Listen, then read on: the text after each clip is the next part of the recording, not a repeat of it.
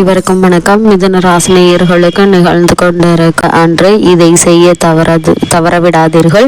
லட்சியம் வேண்டாம், அவசியம் செய்து விடுங்க. அப்படி இன்றைய நாள்ல என்ன மாதிரியான நன்மைகள் எல்லாம் ஏற்பட இருக்கு, கிரக நிலைகளின் ரீதியாக அமையிருக்கும் சாதகங்கள் என்ன, பாதகங்கள் என்ன, குறிப்பாக மிதுன ராசினியர்களுக்கு இன்றைய நாள்ல கிரகங்களுடைய சஞ்சார நிலைகள் என்ன என்று பார்க்கும்போது, மேஷத்தில் குரு பகவானும், கன்னியில் கேதுவும், மகரத்தில் சுக்கிரனும் செவ்வாயும், கும்பத்தில் சனி சூரியன் புதன் ஆகிய 3 கிரகங்கள் இணைந்து சஞ்சரிக்கிறாங்க. மீனத்தில் ராகு சஞ்சரிக்கிறாரு. இந்த கிரகங்களுடைய சஞ்சார நிலைகளின் காரணமாக என்ன மாதிரியான நன்மைகள் எல்லாம் உங்களுடைய வாழ்வில் ஏற்பட இருக்கு என்பது குறித்தான முழுமையான பதிவு தான் இந்த வீடியோல நம்ம விரிவா பார்க்க போகிறோம். அதற்கு முன்னாடி இந்த மாசி மகத்தை பற்றி சற்று விரிவாக தெரிந்து கொள்வோம். மாசி மகத்தில் பிறந்தால் அஜகத்தை ஆளலாம் என்ற மூதுரை ஏற்பட்டதே இந்த மாசையில்தான். மகத்தில் ஸ்ரீ மகாவிஷ்ணு அவதரித்ததனால்தான் இந்த மூதுரையே ஏற்பட்டது.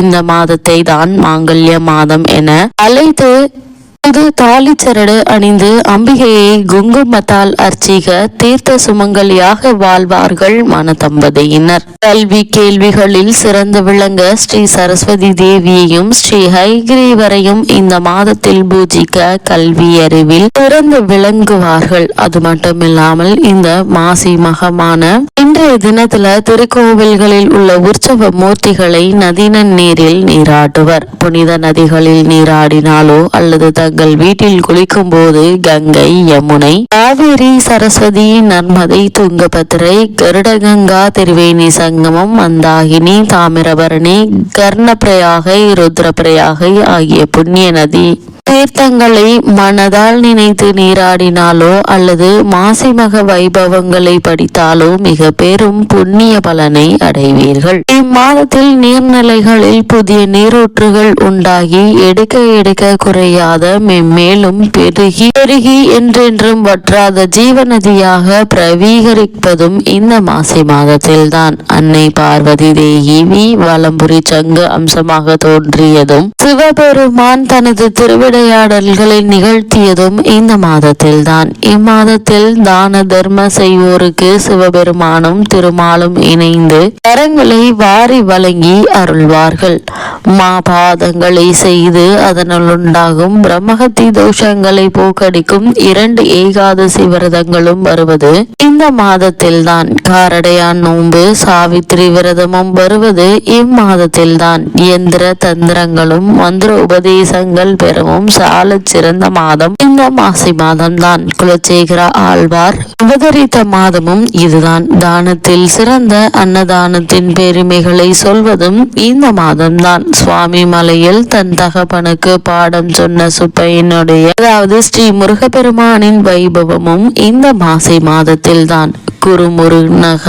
குருமுனியாகிய அகத்தியர் கடும் தவம் இயற்றி தனது அபிலாஷைகளை நிறைவேற்றி கொண்டதும் இந்த மாசி மாதத்தில் தான். இந்த மாதத்தில் புதுமனை புகுதல் தொன்று வாழையடி வாழையாக பல தலைமுறை சந்ததிகள் அந்த புது வீட்டில் வாழ்வார்கள் என்பது ஐதீகமாக கூறப்படுகிறது. அது மட்டுமில்லாமல் இந்த மாசி மாத மக நட்சத்திர தினத்தன்று கும்பகோணம் மகாமக குளத்தில் நீராடினால் பாவங்கள் தொலையும், புண்ணியங்கள் பெருகும். 12 ஆண்டுகளுக்கு ஒரு முறை குரு பகவான் சிம்ம ராசியில் பிரவேசிக்கும் நாள் மகமாக கொண்டாடப்படுகிறது. லட்சக்கணக்கான பக்தர்கள் அன்று இத்திருக்குளத்தில் நீராடி புண்ணியம் பெறுகின்றனர். பார்க்கடலை கடைந்த போது கிடைத்த அமிர்தத்தை பெற தேவர் அசுரர் போராட்டம் நிகழ்த்த போது அமிர்த குடத்திலிருந்து அமிர்த துளிகள் தெரிந்து சிதறிய 12 இடங்களுள் இக்குளமும் ஒன்று. மாமாங்கமாடி, மதுரை கடலாடி,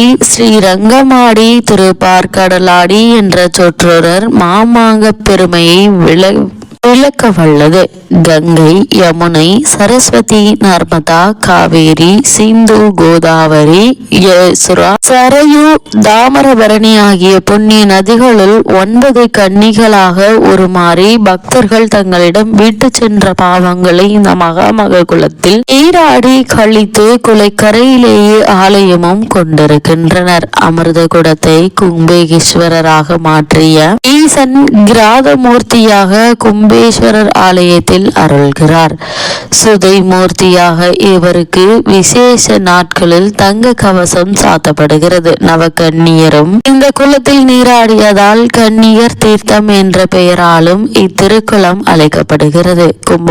கும்பகோணம் மகாத்மியத்தில் இந்த மகாமக குளத்தின் வடக்கில் 7 தீர்த்தங்களும் கிழக்கில் 4 தீர்த்தங்களும் நடுவில் அநேக புண்ணிய தீர்த்தங்களும் உள்ளதாக குறிப்பிடப்பட்டுள்ளது. மகாமக நன்னாளில் இத்தீர்த்தத்தில் அமிர்தம் கலக்கப்படுவதாக ஐதீகம் உள்ளதால் இத்தீர்த்தம் அமிர்தசர யோகம் எனவும் அழைக்கப்படுகிறது. இத்திருக்குளம் 15 ஏக்கர் பரப்பளவு, அதன் 4 கரைகளிலும் 16 சிவ சந்நிதிகளையும் கொண்டு விளங்குகிறது. இத்திருக்குளத்தை சுற்றிலும் பிரம்மதீர்த்தேசம், முகுந்தேசம், தனேசம், ரிஷபேசம், பானேசம், கோணேசம், பக்தேசம், பைரவேசம், அகத்தீசம், வினோகேசம், கங்காதரேசம், பிரம்மோட்சம், மூத்தீர்த்தேசம் ஆகிய ஆலயங்கள் உள்ளன. மாசி மகத்தன்று இத்திருக்குளக்கரையில் உள்ள வீரபத்திரனுடைய ஆலயத்திற்கு கும்பேஸ்வரர் எழுந்தருளுவார். அப்போது வீரபத்திரரே அவருக்கு பூஜை செய்வதாக ஐதீகமும் உண்டு. அர்ச்சகர் வீரபத்திரர் பிரதிநிதியாக பூஜை செய்கிறார். நவநதிகளான நவகன்னியருக்கு காவலாக இவர் இருப்பதால் கங்கை வீரபத்திரர் என இவர் வணங்கப்படுகிறார். இத்திருக்குளம் மேல்கரையிலிருந்து 4 கிலோமீட்டர் தொலைவில் உள்ள பிரம்மஞானபுரீஸ்வரர் ஆலயம் அவிட்ட நட்சத்திர பரிகார தலமாக போற்றப்படுகிறது. இத்தலத்தில் அருகிலும் இரட்டை நதிகளுக்கு முந்திரி பருப்பு, நிலக்கடலை இரண்டையும் சேர்த்து மாலை கட்டி அணிவித்து பிரார்த்தனை செய்தால் நினைத்தது நிறைவேறுகிறது. கிருஷ்ணதேவராயர் இத்திருக்குளத்தில் நீராடியதாக செங்கல்பட்டு மாவட்டம் நாகலாபுரம் வேதாரண்ய சுவாமி ஆலய கல்வெட்டில் காணப்படுகிறது. மாசி மக தினத்தன்று இத்திருக்குளத்தில் நீராடி விரதம் இருந்து எளியவர்களுக்கு அன்னதானம் செய்தால் ஆண் வாரிசு பிறக்கும் என்பது நம்பிக்கை. மாசி மகத்தன்று இங்கு நீராடி 9 சுமங்கலி பெண்களுக்கு மங்கள பொருட்களை தானம் செய்தால் நவகன்னியருடைய அருளால் சகல சௌபாக்கியமும் கிடைக்கும். மகாமகம் முடிந்து 48 நாட்கள் வரை இக்குளத்தில் நீராடினால் மகாமகஸ்தான பலன் கிடைக்கும் என்பது நம்பிக்கையும் ஐதீகமாக கூறப்படுகிறது. இவ்வளவு மேன்மைகளை கொண்ட மாசி மகமான இன்றைய நாளில் மேலும் என்ன மாதிரியான நன்மைகள் எல்லாம் உங்களுடைய வாழ்வில் ஏற்பட இருக்கு என்று பார்க்கும்போது, அஷ்டமத்தில் சஞ்சரித்த ராசிநாதனான புதன் சூரியனோடு இணைந்து பாக்கியஸ்தானத்தில் பிரவேசிக்கிறாருங்க. 9ஆம் இடத்தில் சனி இருப்பது இழந்து போன பல வாய்ப்புகளை திரும்ப கிடைக்க செய்யுங்க. இதுவரை நீங்கள் செய்ய முயற்சிகள் காத்திருத்தல்கள் இதற்கெல்லாம் பலன் கிடைக்க இருக்குதுங்க. விலகி சென்ற சொந்தங்கள் உங்களோடு வந்து இணைய இருக்குதுங்க.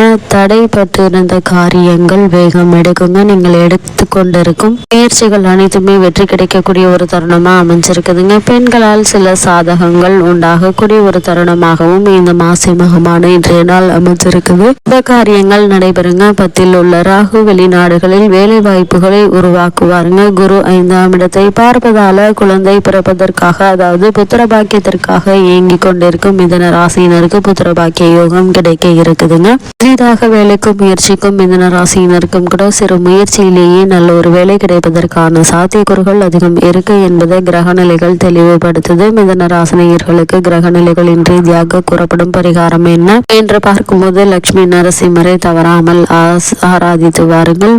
வாரம் ஒரு முறை அருகாமையில் உள்ள பெருமாள் கோவிலுக்கு சென்று வழிபடுங்க. எண்ணற்ற நன்மைகள் உங்களுடைய வாழ்வில் ஏற்படும் என்பதை கிரகங்களுடைய சஞ்சார நிலைகள் தெளிவாகவும் உறுதியாகவும் எடுத்துக்காட்டுது.